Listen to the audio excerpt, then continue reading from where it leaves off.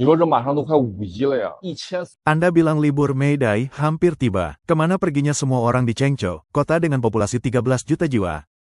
Setelah makan malam hari ini, saya pergi berbelanja di lantai bawah rumah saya. Anda bisa lihat tidak ada seorang pun terlihat di mall dan jumlah toko lebih banyak daripada pelanggan. Saya pergi ke sebuah toko jas dan bosnya mengatakan bahwa tidak ada seorang pun di mall belakangan ini dan bisnisnya semakin buruk dari hari ke hari. Lalu saya bertanya mengapa mereka masih menjual dengan harga setinggi itu. Bosnya bilang dia harus mendapatkan keuntungan maksimal dari setiap pelanggan yang datang. Jika tidak, dia bahkan tidak bisa membayar sewa. Biaya sewa sangat tinggi. Jadi, saya ingin bertanya, kemana perginya semua orang di kota kami, Chengzhou, dengan populasi 13 juta jiwa? 300万人口的城市都去哪儿了呢？大家可以看一下啊，这个火车站。 Biar saya tunjukkan, keluar dari stasiun kereta adalah jalan kedua. Orang-orang yang pernah ke Chengzhou tahu betapa makmur dan ramainya jalan ini. Lihat apa yang terjadi sekarang. Hanya 3 atau 4 orang yang menunggu taksi. 3.2辆的人在等这个出租车，老板。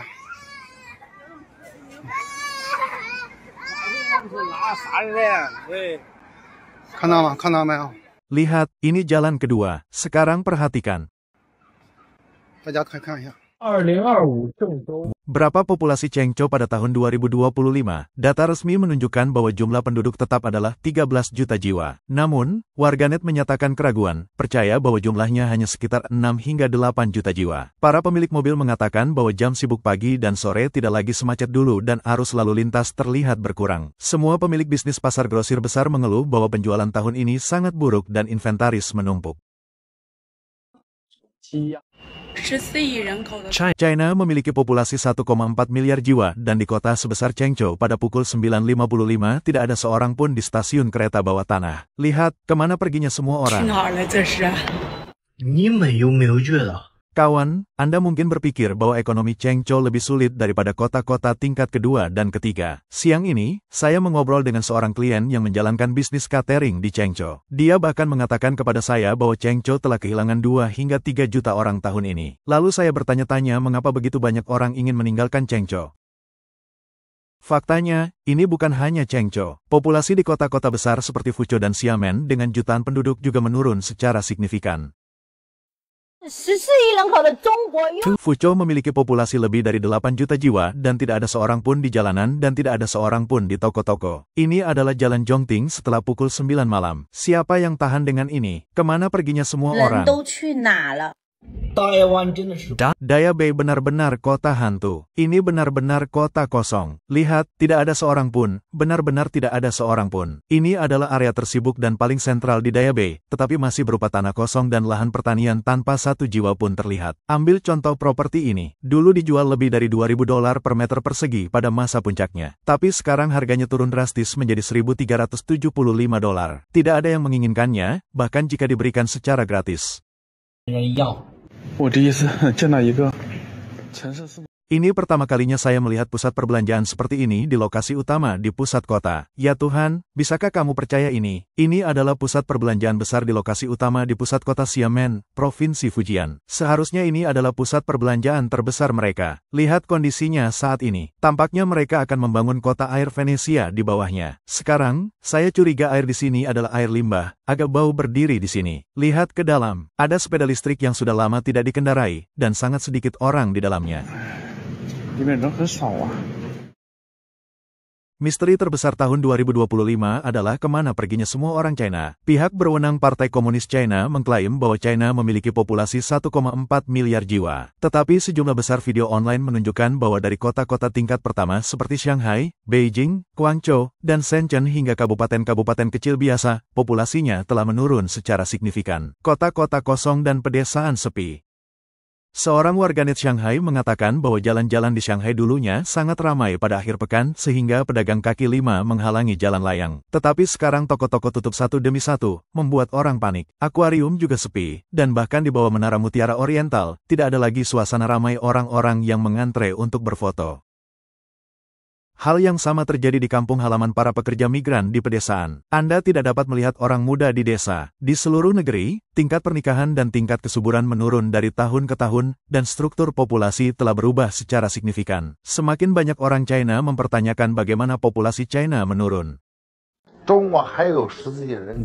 Apakah benar China masih memiliki populasi 1,4 miliar jiwa? Tahun ini, para pelaku ekonomi real mengeluh tidak punya pelanggan. Lalu saya ingin bertanya, kemana perginya 1,4 miliar saudara sebangsa? Lihatlah tempat-tempat ini. Dulu setiap jengkal tanah adalah emas. Setiap akhir pekan di sini sangat ramai. Setiap toko sangat sibuk. Sekarang, tidak ada yang datang meskipun kami secara aktif mengadakan acara penjualan. Bahkan jika orang datang, setengahnya hanya untuk mencari barang murah. Jujur saja, saya sudah berbisnis selama 20 tahun. Lingkungan sekarang benar-benar berbeda dari sebelumnya. Dulu, selama produknya serupa dan lokasinya serupa, bisnis bisa berjalan. Tapi sekarang, tren ini tidak bisa diubah. Berbisnis sekarang bukan masalah seberapa keras Anda bekerja. Memang tidak ada seorang pun di jalanan.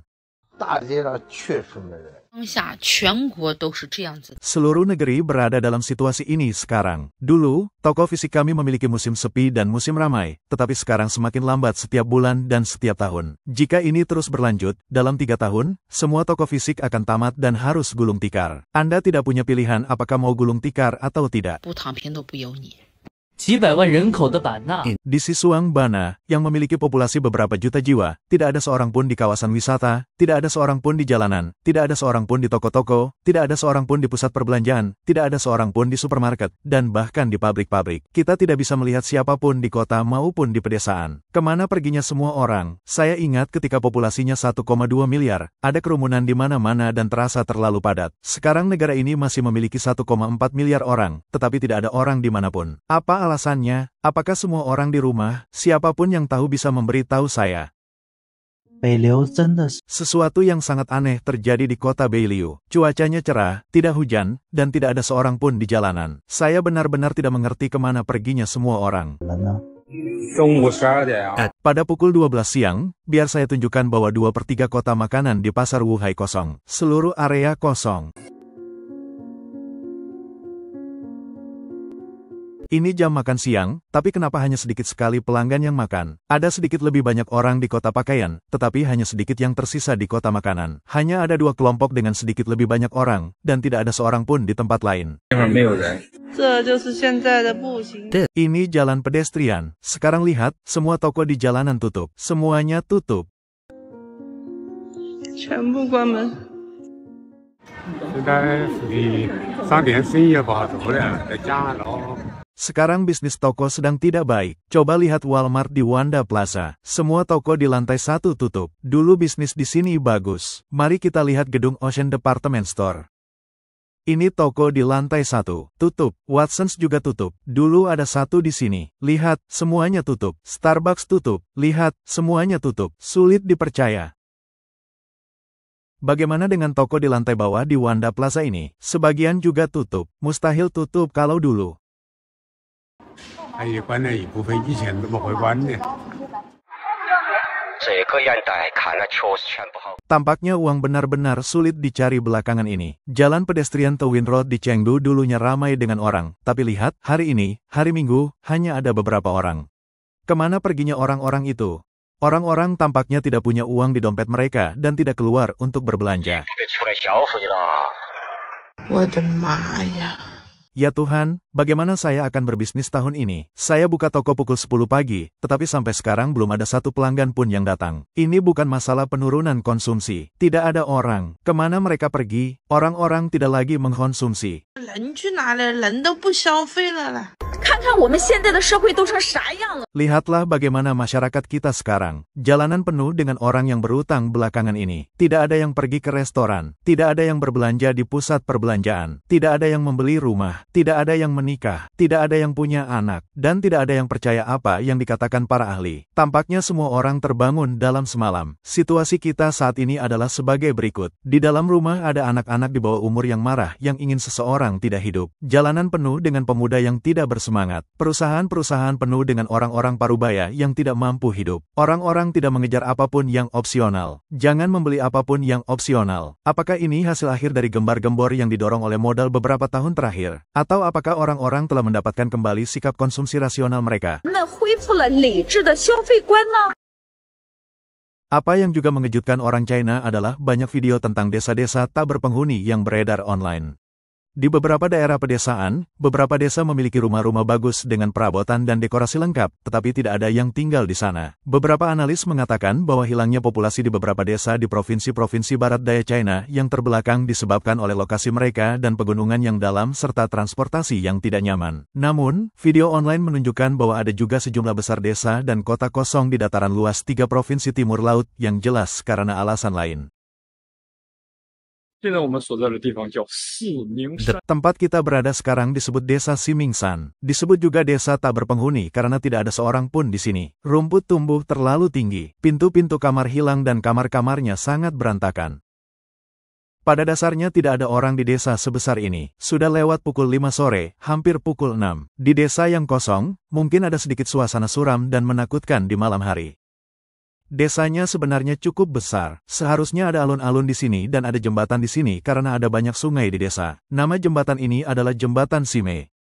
Desa sebesar ini sepi dan hanya suara burung yang terdengar. Benar-benar terasa seperti akhir dunia telah tiba.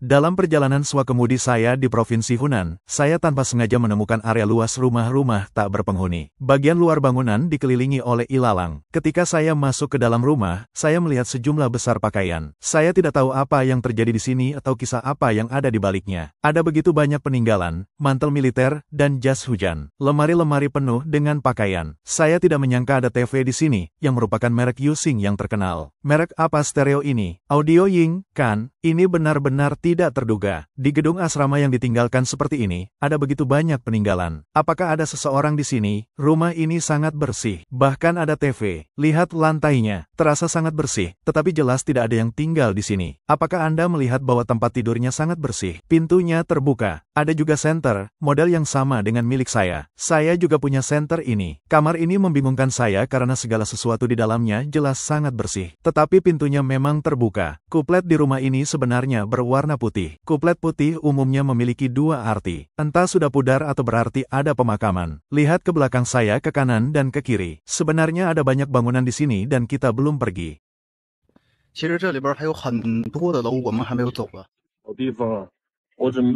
Saya menemukan tempat yang bagus dan saya berencana untuk syuting di sini. Apa yang harus saya lakukan jika saya satu-satunya yang tersisa di dunia? Seluruh kota, segala sesuatu yang modern dan kontemporer. Rumah sakit, sekolah, bank, kantor polisi, semuanya benar-benar ditinggalkan dan rusak, kawan-kawan. Saya mengendarai sepeda motor sendirian. Ini di puncak gunung. Sangat keren. Saya akan melakukan siaran langsung di sini pada malam hari. Lihat semuanya, ini adalah pemandangan di pedesaan. Sekarang rumah-rumah kosong dan tidak ada yang tinggal di sana. Di desa ini, hanya tersisa 5 orang tua. Biar saya tunjukkan, tidak ada satu jiwa pun terlihat. Di separuh desa, bahkan tidak satu pun. Kemana mereka pergi? Beberapa pergi bekerja. Beberapa telah membeli rumah di kota dan tinggal di sana, hanya menyisakan orang tua di desa. Apakah menurut Anda sama di desa Anda? Terlalu membosankan di sini. Kita belum pergi.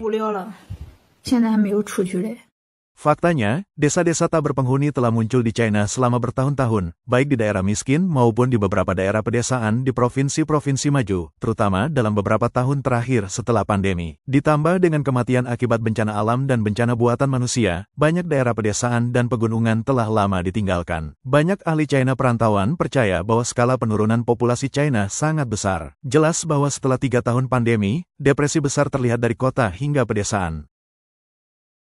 Karena pihak berwenang Partai Komunis China telah menyembunyikan kebenaran tentang pandemi, dunia luar tidak tahu jumlah kematian yang sebenarnya. Terutama sejak tahun ini, gelombang epidemi baru telah terjadi di banyak tempat di China. Orang-orang di banyak kota telah mengungkapkan kepada media China perantauan bahwa epidemi tidak pernah mereda dan banyak orang di sekitar mereka telah terinfeksi. Ada banyak virus di sini. Saya tidak tahu bagaimana semua orang bisa masuk angin, terutama anak-anak di sekolah. Penularannya langsung dari satu ke yang lain. Pilek akan berlangsung lama, biasanya lebih dari 20 hari. Saya juga sedang pilek dan merasa tidak enak badan. Lidah saya sakit, tenggorokan saya sakit, dan hidung saya kering dan keras. Saya tidak punya tenaga dan merasa lemas. Saya juga sedikit diare dan muntah. Pokoknya, mirip dengan COVID-19.